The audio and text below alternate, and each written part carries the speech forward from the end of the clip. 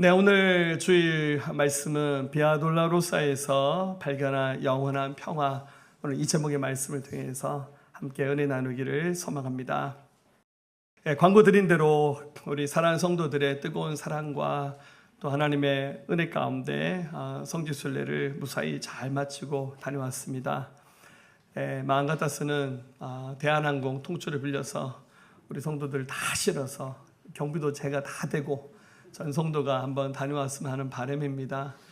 시간이 허락돼야 되고 또 경비가 돼야 되니까 이번에 8분이 함께 다녀왔는데 너무 하나님 은혜가 컸습니다. 또 빈자리 티나지 않도록 지켜주시고 또 많이 섬겨주신 여러분들께 깊이 감사드립니다. 짧지 않아도 여정을 마치면서 순례 막바지쯤 돼서 저는 이제 계속 설교에 대해서 고민을 했습니다. 많은 것을 보고 은혜를 경험했는데요. 돌아가서 어떤 설교해야 될지 많이 고민했습니다. 특별히 앞전에 목사님들과 함께 성지순례를 2번 간 적이 있었는데 그때는 여행사를 통해서 패키지로 다녀왔습니다. 그래서 버스가 내려주면 설명 듣고 사진 찍고 정신없이 다녔는데 이번에는 인원이 적어서 저희가 좀 자체적으로 움직이면서 선교사님들의 도움을 받았습니다. 그래서 지리부터 교통, 먹는까지 다 신경을 써서 했는데 좀 고단한 일정이었지만 그렇게 다니니까 이스라엘 전체의 지리 우리 같이 운전하고 다니니까 훨씬 더 많이 보게 된 것 같아서 굉장히 좋은 시간이었습니다. 성지 가운데 가장 남는 것을 오늘 주일 말씀을 통해서 나누려고 하는데요. 오늘 나누고 싶은 말씀은 바로 예수 그리스도께서 걸어가셨던 십자가의 길을 저와 여러분도 오늘 함께 나누기를 소망합니다. 오늘 본문 누가복음 23장이 예수님께서 예루살렘 성 안에서 십자가를 지고 걸어가셨던 길의 일부분을 기록한 대목입니다. 예수님이 걸어가셨던 그 길을 지금 이스라엘 사람들은 라틴어로 비아 돌로로사 이렇게 말합니다. 이 말을 그대로 직역하면 슬픔의 길, 고통의 길, 바로 예수님이 십자가를 지고 가셨던 길을 바로 이렇게 표현합니다. 예루살렘 성 안에 예수님이 걸어가셨던 비아 돌로로사 길을 14지점을 표시해서 가는 길목마다 알아보기 쉽게 표시를 해뒀습니다.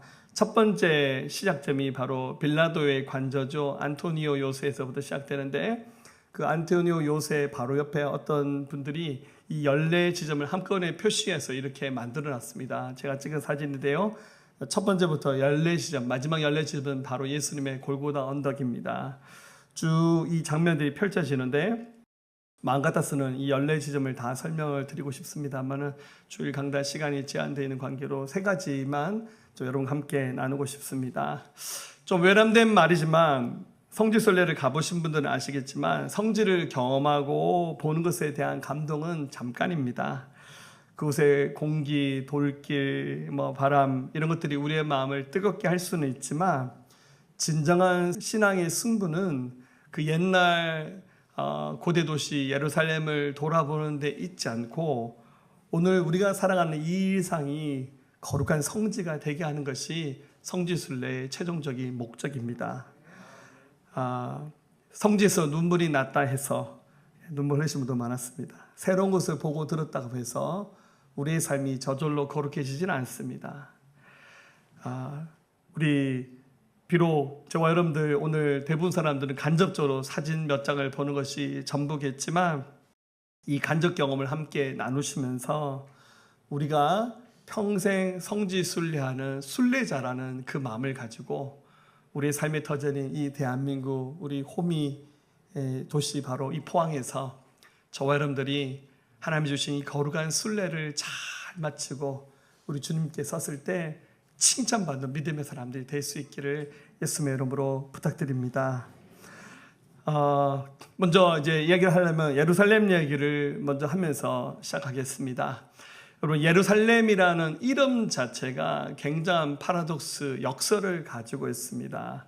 여러분, 이 예루살렘이란 이름은 히브리어로 평화의 기초, 평화의 터전이라는 뜻을 가지고 있습니다. 그래서 앞에 단어가 2단어인데 예루라는 말과 살렘이라는 말로 합쳐졌는데 이브리 말로 이제 예루라는 말은 기초라는 뜻입니다.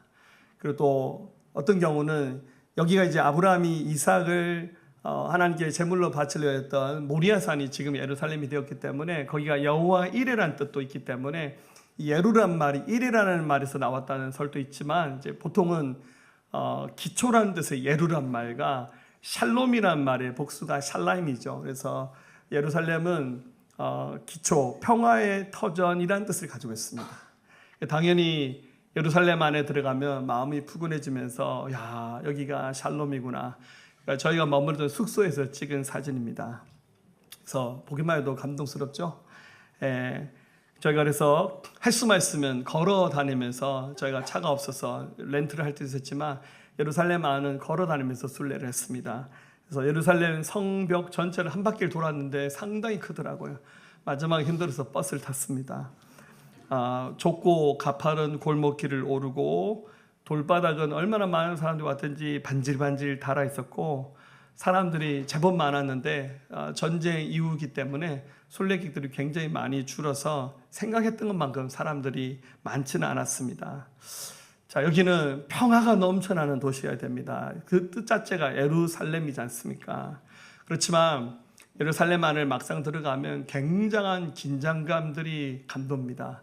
우리 하마스와 전쟁이 끝난 듯 끝나지 않은 듯 또 많은 순례객들이 있다 보니 거기는 곳곳에 총을 든 군인들이 서 있고 또 성전에 그 서쪽 벽이 남아있는데 우리 통곡의 벽이라 말하죠.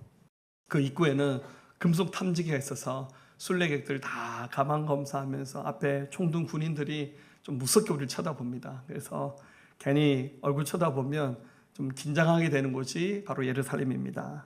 희한하지 않습니까? 평화의 도시인데 왜 예루살렘에 이렇게 긴장감이 있습니까?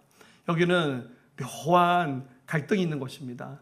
종교와 종교의 갈등이 있습니다. 여러분, 그 서쪽 벽이라고 하는 것은 바로 솔로몬 성전의 그 마지막 벽을 말합니다. 원래 거기는 성전이 있던 자리입니다. 근데 그 성전이 다 무너지고 그리고 그 자리에 한번 이슬람이 들어와서 그 위에다가 자기들의 사원 이슬람 사원을 세웠으면 사진 다시 보여주시면 그 황금 사원, 여러분 황금 보이죠? 저기 진짜 황금입니다. 저기다가 이슬람 사원을 세워버렸어요. 저기가 옛날 성전의 가장 중심이었던 지성소가 있는 자리입니다. 근데 저희가 감사하게 이번에 저 황금 사원을 들어갔어요. 저는 처음 들어가 봤습니다. 그런데 그 황금 사원 안은 못 들어가게 하더라고요. 그 안에 중심에는 우리 제가 순례 떠나기 2주 전에 했던 설교 기억하시나요? 아브라함이 이삭을 하나님께 제물로 바쳐드렸던 그 바위가 이 황금 사원 중심에 있습니다. 그리고 무슬림들은 그걸 또 다르게 해석하기를 마호메트가 승천할 때 그 바위를 밟고 승천했다고 말합니다. 같은 바위를 가지고 서로 다르게 해석하면서 순례할 때는 진짜입니까? 이런 걸 물으시면 안 돼요. 그냥 은혜스럽게 믿으시면 됩니다. 그래서 두 종교가 서로 갈등하고 뭐 두 종교뿐만 아니죠. 기독교, 유대교, 가톨릭까지 뭐 동방 종교까지 또 많은 긴장감이 있습니다. 하나님께서 샬롬의 도시로 만드셨는데 왜 이렇게 여기는 이런 긴장감이 있습니까? 특별히 예루살렘에서 누가 돌아가셨어요? 바로 하나님의 아들 예수 그리스도를 처형한 장소가 바로 예루살렘입니다. 이 예루살렘에 평화가 오려면 저 황금 모스크를 없애버려야 됩니다. 누군가 좀 폭탄을 팍 터뜨리든지 먼수를 써야겠죠? 그런데 성경은 예언하기를 마가복음 13장 14절 멸망에 가증한 것이, 이것은 이제 마지막 날 올 가짜 예수님 적그리스도를 말합니다. 서지 못할 것에 선 것을 보거든. 이것은 저 황금 사원이 없어지고 저기에 하나님의 성전이 다시 회복된다는, 물론 이제 세대주의적인 관점으로 해석하는 거지만 문자 그대로 해석하면 성전이 다시 회복해서 읽는 자는 깨달을진저 그때 유대에 있는 자들은 산으로 도망할지어다. 예수님 오시 직전에 성전이 회복되고 여기 어마어마한 어떤 재난의 사건이 있을 것에 대한 예언의 말씀이 성경에 기록됐습니다. 그러니까 인간적으로 보면 피나는 전쟁이 아니고서는 예루살렘에 샬롬을 가져온다는 것은 불가능할 것 같아요. 어떻게 지금 1000년이 넘게 버티고 있는 저 사원을 밀어버리고 저기 성전을 다시 짓고, 저 황금 사원이 무너지는 순간 전 세계 모든 이슬람이 일어납니다. 기독교와 이슬람 사이에 피나는 전쟁이 아니고서는 불가능한 일입니다. 이것이 여러분들 무엇을 말해주는지 아십니까? 평안은 도시 이름만으로 오는 것도 아니고, 평안은 구호나 어떤 꿈으로 이루어지는 것도 아니고, 감성파를 한다서 되는 것도 아닙니다. 진짜 평화가 이루어지려면 반드시 우리가 통과해야 될 길이 있습니다. 반드시 치러야 될 길이 있습니다. 그것은 바로 우리의 죄 문제를 해결하기 위해서 예수님이 걸어가셨던 그 십자가 길을 통해서 우리가 답을 찾아야 됩니다. 하나님은 이 예루살렘에 진정한 샬롬을 주시기 위해서 하나님의 아들 예수님의 목숨을 이 예루살렘에서 버리게 하셨습니다. 우리 2주 전에 아브라함 얘기했죠. 하나님이 아브라함에게 100살에 낳았던 독자 이삭을, 아브라함아 네 아들 이삭 모리아산에 와서 내게 바치라고 하나님 그렇게 말씀하셨어요. 아브라함은 정말 순종해서 그 아들을 주님께 드리려고 했지만 주님 그 마음만 받으시면서 하나님께서 그 독자 이삭을 살려주시면서 그에게 복을 내려주셨잖아요. 근데 하나님은 아브라함이 이삭을 드리려고 했던 수준이 아니라 실제로 독생자 예수 그리스도의 생명을 이 바로 모리아산 지금의 예루살렘에서 당신의 아들의 목숨을 십자가에서 쪼개셨어요. 그래서 누구든지 하나님의 아들 예수 그리스도를 믿는 자에게 영원한 샬롬, 평화, 영원한 생명을 주시는 것이, 그것이 바로 하나님의 선물이고 하나님의 계획입니다. 여러분, 이 예루살렘이 평화의 도시가 되기 위해서 사람들은 전쟁하고 갈등하지만 하나님이 사용하신 방법은 바로 예수님의 생명을 통해서 그 핏값으로 인간의 죄를 씻으시면서 우리에게 샬롬을 주신 겁니다. 평화는 십자가로 오는 겁니다. 우리가 그 십자가를 다시 볼 때, 그 십자가 안에 감춰진 하나님의 선물을 누릴 때 진정한 우리 삶에 예루살렘 그 이름에 샬롬이 임하게 될 줄로 믿습니다. 주일 아침 여러분도 예배 들으셨겠지만 저희는 순례를 시작하기 전에 저희가 먹었던 숙소에서 아침에 다 같이 예배를 드렸습니다. 예배 드리면서 어떤 말씀을 나눌까 하다가 가장 먼저 생각났던 말씀이 시편 122편 6절과 7절 말씀이어서 그날 아침 호텔에서 예배 드리면서 이 말씀으로 설교했습니다. 예루살렘을 위하여 평안을 구하라. 예루살렘을 사랑하는 자는 형통하리로다. 내 성 안에는 평안이 있고 내 궁중에는 형통함이 있을지어다. 아멘. 왠지 예루살렘에 평안을 구했다는 생각이 들어서 아침에 예배 드리면서 이 말씀을 나눴는데, 제가 아침에 예루살렘 안으로 들어가서 예루살렘 안에서 십자가 길을 경험하고 난 다음 통곡의 벽 앞에 딱 섰더니 입구의 오른쪽에 표지가 있었는데 깜짝 놀랐어요. 표지에 오늘 아침에 나눴던 시편 122편 6절과 7절 말씀이 적혀 있었습니다. 잘 보이는지 모르겠는데 영어와 히브리어로 적혀 있는데 Request the welfare of Jerusalem. May those who love you enjoy tranquility. 이렇게 적혔습니다. 발음이 좀 구립니다. 이해해 주시고. 이게 지금 방금 말씀을 영어로 적어놨어요. 예루살렘의 평안을 구하라. 예루살렘을 사랑하는 자는 형통하리로다. 내 성 안에는 평안이 있고 내 궁중에는 형통함이 있을지어다. 깜짝 놀랐어요. 와, 정말 예루살렘에 평안이 임하는 거 총과 무기로 이루어지는 것이 아니라 예수 그리스도의 십자가로 이루어진다는 거 다시 한번 구하면서 아마 이 지구상에서 마지막으로 하나님께 회심하고 돌아올 민족이 유대인일 것이라고 추측합니다. 지금 유대인 가운데 예수 믿는 사람이 0.4%랍니다. 정말 희박하죠. 그래도 우리 길거리에서 유대인 크리스찬을 만났는데요, 자기가 크리스찬이라고 자기 위해서 기도해 달라고 그러더라고요. 버스 타려고 서 있는데. 그래서 우리 또 갑자기 또 그분 붙잡고 막 기도하면서 나도 보니까 한번 도와달라 하더라고. 할렐루야. 뭐 도와드렸죠 뭐. 자기가 호텔에서 일하다가 뭐 쫓겨나서 실업자였는데 애들도 많은데 자기가 크리스찬이라고 어떻게 우리를 만났는지. 여러분, 예루살렘의 평화가 이루어지게 되는 날, 주님 오신 날이 가깝습니다. 예루살렘의 샬롬을 구하듯이 여러분 삶의 평안이 예수 그리스도로 말미암아 임하기를 예수님의 이름으로 축복합니다.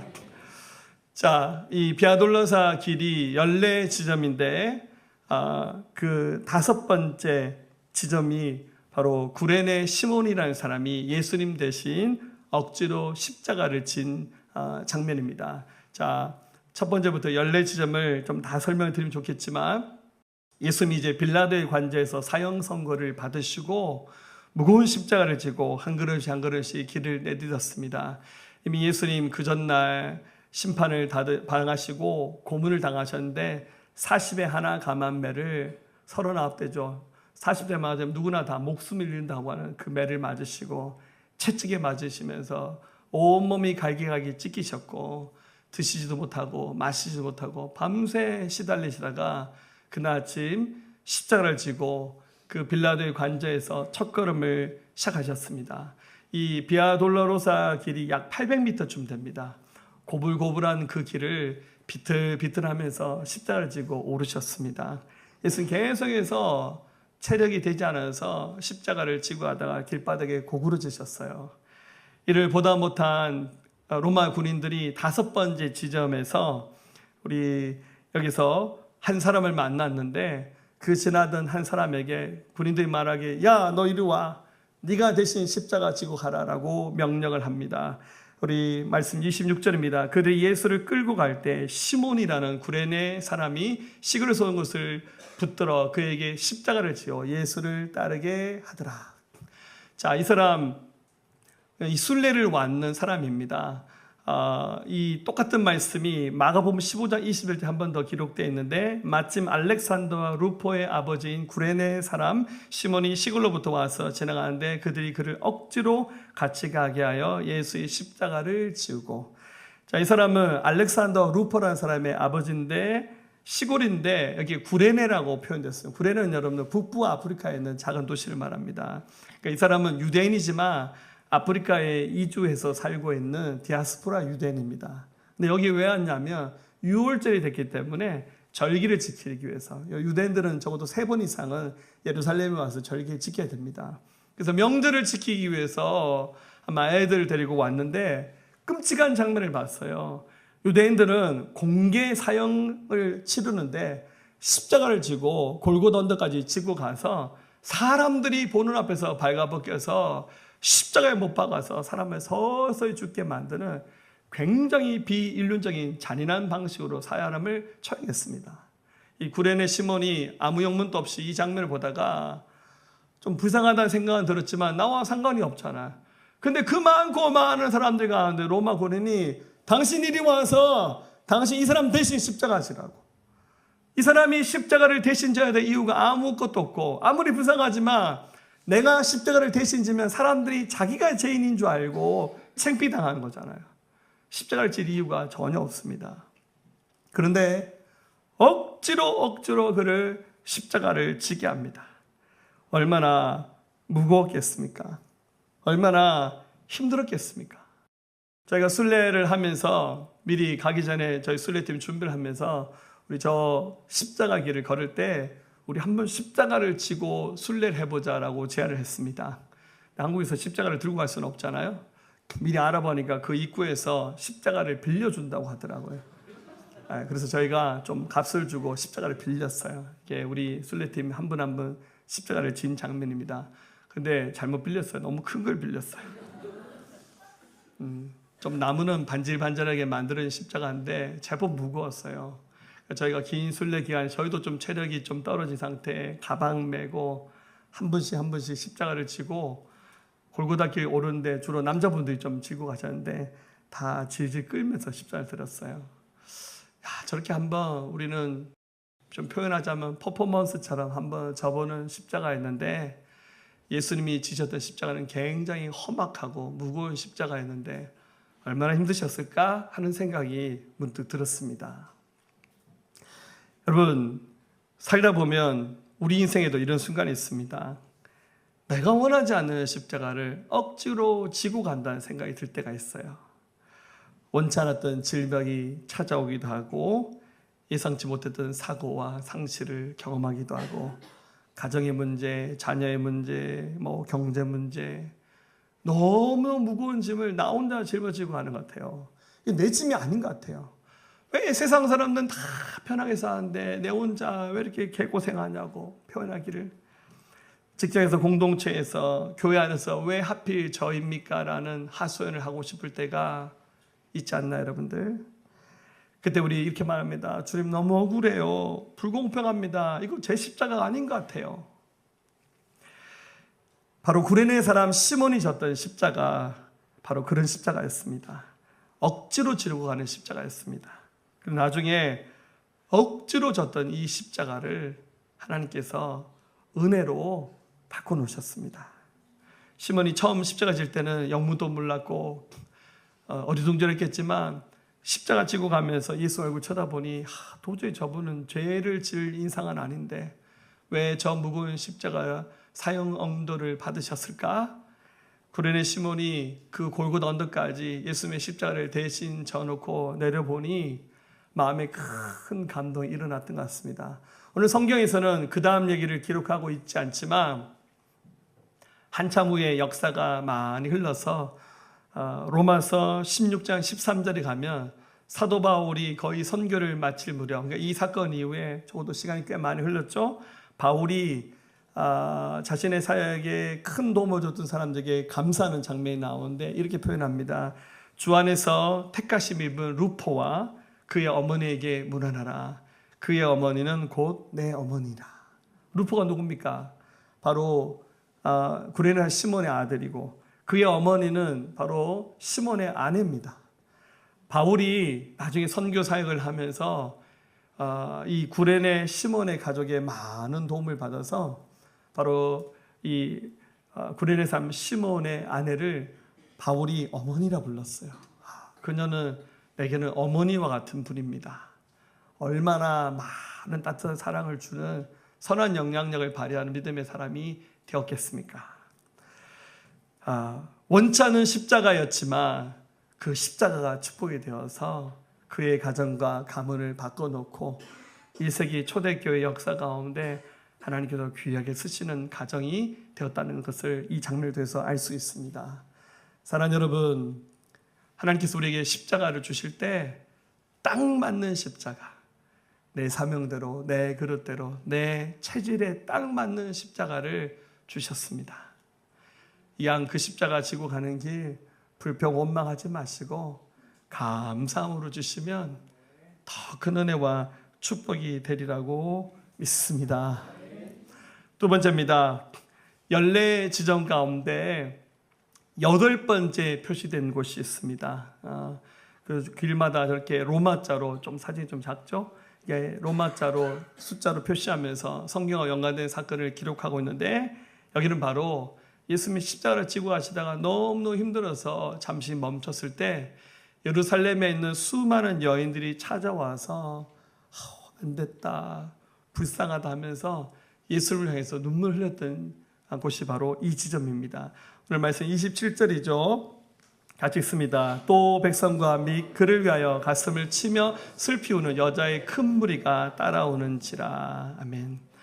자, 예루살렘에 있는 많은 여성분들, 예수님의 그 십자가 지는 장면을 보면서 너무 불쌍하게 보였나 봐요. 그래서 가슴을 쳤다라는 말은 그냥 눈물이 맺힌 정도가 아니라 헬라 원문에서는 가슴을 치며 통곡을 했다는 거예요. 어떤 분이 막 돌아가시기 직전이라든지 막 장례가 나면 막 자지러져서 막 크게 대성통곡하고 울잖아요. 바로 이 말씀은 그 뜻입니다. 예수님 안 돼요. 예수님 너무너무 불쌍해요. 하나님 어찌 이러실 수 있습니까? 이렇게 막 통곡하면서 울었던 장면이 바로 이 부분입니다. 저는 차라리 이렇게 사람들이 좀 알아줬으니까 이 여인들의 눈물을 보면서 예수님이 좀 위로받지 않았을까? 그래도 내가 고생하는 거 너희가 알아주구나. 고맙다, 고맙다. 아마 주님이 이런 마음을 느끼지 않았을까 추측해 봅니다. 그런데 예수님의 말은 예상을 깨는 말이었습니다. 그래서 뭐라 말씀하시냐면 28절 예수께서 돌이켜 그들을 향하여 이르시되 예루살렘의 딸들아 나를 위하여 울지 말고 너희와 너희 자녀를 위해 울라. 예수님 안 됐다고 울어주는 그 여인들 그냥 고맙다 칭찬하면 더 이게 어울릴 것 같은데 예수님은 나를 위해서 울지 말고 너희와 너희 자녀를 위해서 울었으면 좋겠다라고 말씀하셨습니다. 예수님이 눈물도 피도 없는 분이기 때문에 그러신 것이 아니죠. 예수님 사역하신 장면에서 간혹 눈물 흘리신 장면도 나오잖아요. 예수님도 눈물이 있는 분이에요. 왜 울지 말라고 하셨습니까? 눈물의 방향을 바르게 잡으라는 거예요. 여러분, 감상적인 눈물로는 구원을 이룰 수 없습니다. 동정의 눈물로 사람 변화되지 않습니다. 우리가 정말 십자가 앞에 설려야 될 눈물은 뭡니까? 자신의 죄를 인정하면서 회개하는 눈물이 되어야 됩니다. 그리고 여러분, 자녀가 믿지 않는다면 세상에서 좋은 대학 나오고 인류 기업에 취직하는 거 아무 소용없어요. 세상에서 아무리 성공해도 예수님만 믿고 생명 없다면 그 지옥 가는 것에 불과한 거잖아요. 우리 정말 울어야 될 것은 십자가 앞에서 처절하게 자신의 죄를 인정하면서 하나님 앞에서 흘리는 눈물이 되어야 됩니다. 그게 바로 이 십자가의 길을 걸어가신 주님께서 우리에게 기대하시는 것이라고 믿습니다. 순례 기간 동안 인터넷 뉴스를 보다가 낭보를 들었는데요. 참 제가 좋아하는 복음성가 가수 가운데 전용대 목사님이라고 계시죠. 저희 순례 기간 때 목사님 소천하셨더라고요. 예전에 낙원교회 있을 때 우리 교회 한번 초대해서 그 미랄심장 재단 하시는 이정재 목사님하고 같이 오셔가지고 교회에서 한번 집회하신 적이 있었어요. 끝나고 셋이서 우리 같이 구름포 시장에서 과메기 먹었는데 과메기 되게 좋아하시더라고요. 그게 2년 돼서 전 목사님 가끔씩 연락 오시더라고요.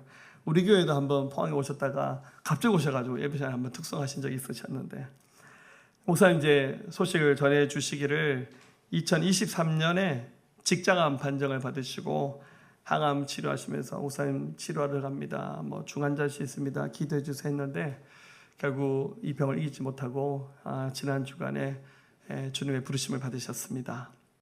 근데 목사님 간증 들었는 거 기억납니다. 지금은 살짝 좀 탈모가 있으셨지만 자기 젊었을 때 사진 보니까 되게 잘생겼더라고요. 빨간색 옷 입고 자기가 1970년대 때 노래를 너무 잘 불러서 대중가수로 데뷔를 했답니다.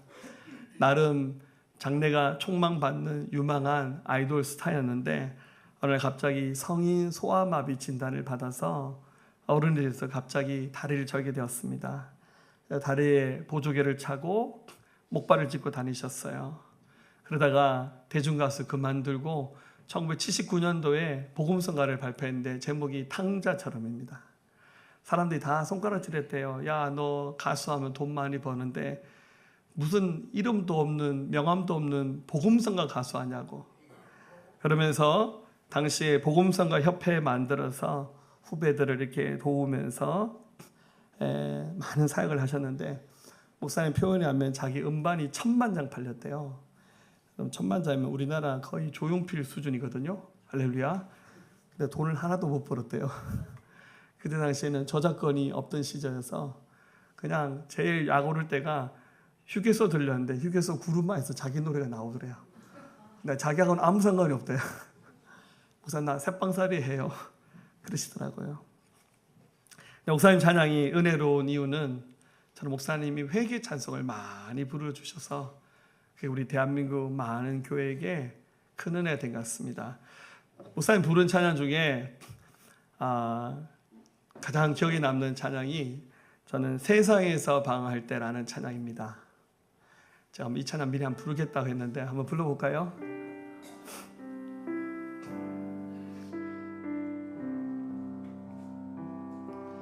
세상에서 방황할 때 나 주님을 몰랐네. 내 맘대로 고집하며 온갖 죄를 저질렀네.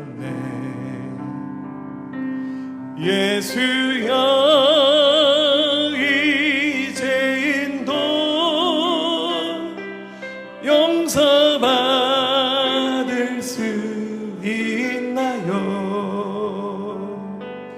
벌레만도 못한 내가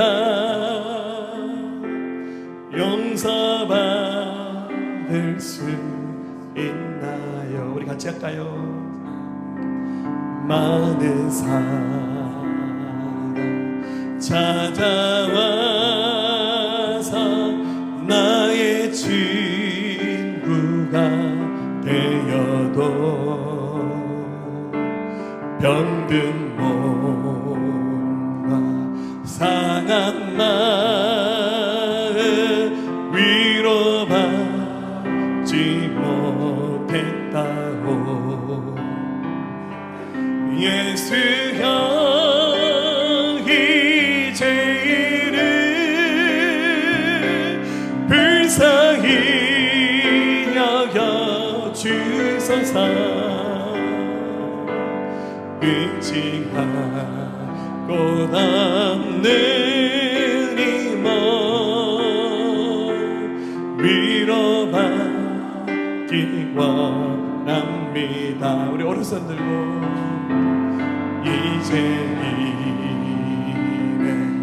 애통함을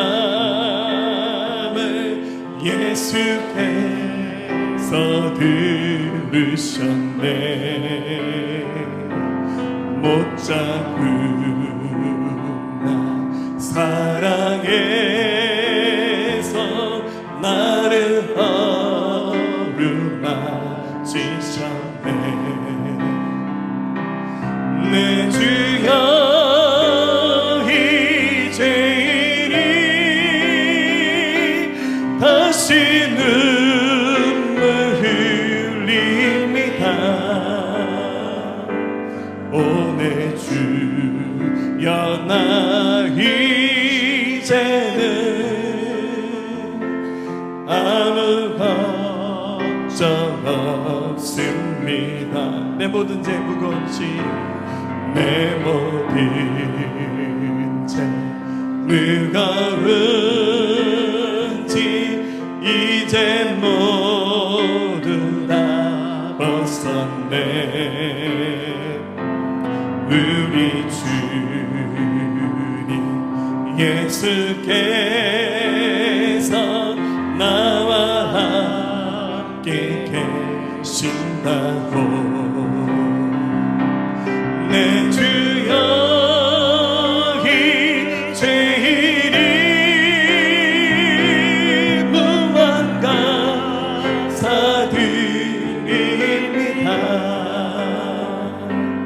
나의 몸과 영혼까지 주를 위해 바칩니다. 네, 설교가 끝난 것은 아니고요. 여러분, 이런 눈물이 없이는 우리 십자가를 바르게 이해할 수 없습니다. 그래서 나를 위해서 울어주는 그 여인들 고맙죠? 근데 예수님이 그 여인들에게 나를 위해서 울지 말고 너희와 너희 자녀를 위해서 울으라고. 여러분, 안 믿는 사람들, 세상에서 아무리 성공한다 한들 여러분, 십자가가 없다 하면 여러분 그 성공은 아무런 의미가 없는 겁니다. 예수님은 장차 임할 예루살렘의 심판을 아셨습니다. 곧 말씀대로 보라 날이 이르면 29절에 사람이 말하기를 잉태하지 못하는 이와 해산하지 못한 배와 먹이지 못한 젖이 복이 있다 하리라. 그때 사람이 산들을 대하여 우리 위에 무너지라 하며 작은 산들을 대하여 우리를 덮으라 하리라. 곧 예루살렘의 멸망이 올 겁니다. 실제로 AD 70년 그 전후에 로마와 유대 사이에 큰 전쟁이 일어났는데 당시에 로마의 악명 높았던 네로라는 황제가 자살하고 난 다음 그 이후에 베스파시우스라는 황제가 세워지고 그가 그의 아들 티투스를 예루살렘에 보내서 예루살렘을 점령합니다. 예루살렘이 분지에 세워진 도시입니다. 성 안에 들어가는 모든 물길을 차단하고 식량 보급이 전혀 되지 않도록 예루살렘을 둘러 감싸면서 포위합니다. 참다 못한 그 예루살렘 안에 살았던 유대인들이 나중에는 자기 자녀들을 잡아서 서로 바꿔서 먹으면서 인육을 뜯어 먹으면서 마지막까지 버티다가 이 성이 함락당하면서 예수님의 예언의 말씀대로 돌 하나 도리에 남기지 않는 황량한 성으로 멸망합니다. 통곡의 벽은 그 남아있는 일부 벽입니다. 그들이 지금도 통곡의 벽 앞에서 매일매일 기도하는데, 유대에 있는 저런 검정색 양복 입은 사람들 종교인이라 말합니다. 종교인으로 합법적으로 정부에서 인정해줬습니다. 한 150만, 200만 명쯤 되는 것 같아요. 누가 출근하라는 사람도 없고 당신 이 일을 하세요 아무도 시키지 않아요. 매일매일 통곡의 벽에 이스라엘 전체를 돌아다니면서 기도하는 게 자기들 일이에요. 뭘 위해서 기도하는지 모르겠어요. 통곡의 벽 앞에서 애달파는데 도대체 예수님 없이 뭘 하면서 저렇게 인생을 살았는지 모르겠습니다. 여러분, 십자가 앞에서 흘리는 우리의 눈물은 달라야 됩니다. 자신의 죄를 미워하는 눈물 흘리셔야 되고, 하나님께 돌아가고 싶어서 눈물 흘리셔야 되고, 모든 관계가 새롭게 회복되도록 눈물 흘리셔야 되고, 우리 안에 있는 교만과 거짓을 쫓아내는 눈물을 쏟아내면서 회복하셔야 됩니다. 오늘 이 회복이 저와 여러분의 임하기를 예수님의 이름으로 축복합니다. 마지막 세 번째입니다. 마른 나무를 위한 푸른 나무가 되어주신 분이 바로 주님입니다. 말씀의 31절에 조금 이해하기 어려운 말씀하셨는데, 푸른 나무에도 이같이 하거늘 마른 나무는 어떻게 되리요 하시니라. 여러분들, 푸른 나무는 생명력 있는 예수 그리스도를 의미합니다. 마른 나무는 바짝 말라버린 죽어가는 우리 인생을 말하는 겁니다. 누가 심판받아야 됩니까? 마른 나무가 불구덩 속에 들어가서 심판을 받아야 됩니다. 그런데 하나님이 그리하지 아니하시고 푸른 나무 대신 예수 그리스도를 우리를 대신하여 고난당하시면서 십자가의 길을 걷게 하셨어요. 바로 마른 나무, 마른 막대기는 바로 우리의 인생입니다. 우리가 바로 마른 막대기입니다. 죄로 말라버리고 사랑이 말라버리고 감사가 없고 기도가 없고 겉으로는 멀쩡해 보여도 속은 죽어버린 회칠한 무덤 같은 존재가 바로 우리들입니다. 이런 구제불능의 인생을 위해서 예수님께서 샬롬을 주시기 위해서 오셔서 당신의 목숨을 이 십자가 길 끝에 골고다 언덕에서 못 박혀 돌아가심으로 우리에게 영원한 생명의 길을 이루어 주셨습니다. 그 십자가에서 예수님 하셨던 마지막 예수님 말씀이 뭡니까? 다 이루었도다. 다 이루었도다. 당신의 죽음으로 온 인류의 죄를 다 사하셨다고. 누구든지 예수님 앞에 돌아와서 예수님을 자기 인생의 주인으로 고백하고 주님을 구세주로 영접한 자에게 생명의 길을 활짝 열어놓으신 이 주님의 초대, 이제 외면하지 않고 우리가 이 주의 말씀 앞에 이 십자가의 길에서 우리가 주님을 맞아들여야 됩니다. 사랑하는 여러분, 참 감사하게 우리 8명은 거룩한 땅이라 불리는 홀리랜드 성지를 다녀왔습니다. 그래, 여러분들, 성지는 고대 예루살렘만이 아니라 결국 우리가 매일매일 살아가는 현장이 바로 성지가 되어야 됩니다. 이것에서 우리는 거룩한 성도로 거듭나야 됩니다. 다 가면 좋겠지만 쉽지 않죠. 저희 가보니 결국 비아 돌로로사 길의 마지막은 골고다 언덕이었고 그 무덤은 비어 있었습니다. 왜냐하면 예수님 부활하시기 때문에. 예수님은 죽음을 이기고 부활하셨습니다. 십자가 끝이 아니라 부활이 바로 결론이고 영광입니다. 고난이 끝이 아니라 승리가 우리 인생의 결론이 될 것입니다. 순례의 진짜 목적은 돌기를 밟는 것이 아니고 사진 남기는 것이 아니고 감동을 마음에 품는 것이 아니라 순례의 완성은 우리가 걷는 이 땅, 왜냐하면 우리는 순례자거든요. 우리는 필그림입니다. 우리는 순례자입니다. 이 순례자의 삶 마치고 주님 앞에 섰을 때 잘했다, 잘했다. 나를 대신해서 네가 십자가 지고 이 길 잘 따라와줘서 고맙다, 고맙다. 주님의 칭찬을 받는 것이 이 거룩한 성지순례의 마지막 최종 우리의 목적지입니다. 가다 보면 이 길 혼자 가지 않습니다. 주님이 가시면서 힘겨울 때마다 우리 손 잡아주시고, 우리 너무 힘들면 주님이 업어주시면서 이 길 가실 것이고, 여러분 가다가 좀 휘청이고 힘들어하는 사람이 있으면 여러분 구레네 사람 시몬이 되셔서 그 사람 대신 짐도 좀 져주시고 기도해 주시고 이끌어 주세요. 밥도 사주시고 기도도 해주시고, 그리고 누군가를 위해서 눈물을 흘려주시면서 기도도 해주시면서 우리 모든 삶에 진정한 샬롬이 임하도록 화평을 이루는 피스메이커가 되셔서 하나님의 뜻을 함께 이루어 나가시면서 하나님의 길을 걸어가시는 이 비아 돌로로사의 길을 걸어가시면서 뜻밖의 샬롬을 경험하시는 저와 여러분들 될 수 있기를 예수님의 이름으로 축복합니다. 하나님이 세상을 지금 사랑하사 하나님이 세상을 사랑하사 독생자를 우리에게 주셨으니 주를 믿는 자마다 멸망치 않고 영원한 생명 얻으리. 하나님이 세상을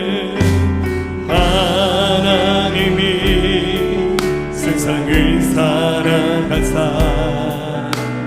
독생자를 우리에게 주셨으니 주를 믿는 자마다 멸망치 않고 영원한 생명 얻으리. 할렐루야 할렐루야 할렐루야 할렐루야 할렐루야 아멘 할렐루야 할렐루야 할렐루야 아멘. 자, 우리 손을 들고 다시 고백했습니다. 하나님이 세상을 사랑하사 독생자를 우리에게 주셨으니 주를 믿는 자마다 멸망치 않고 영원한 생명 얻으리. 할렐루야 할렐루야 할렐루야 할렐루야 아멘 할렐루야 할렐루야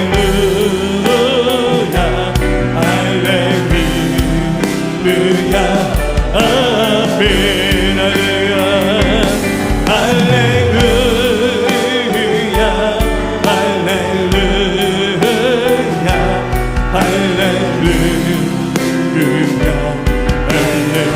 할렐루야 아멘 할렐루야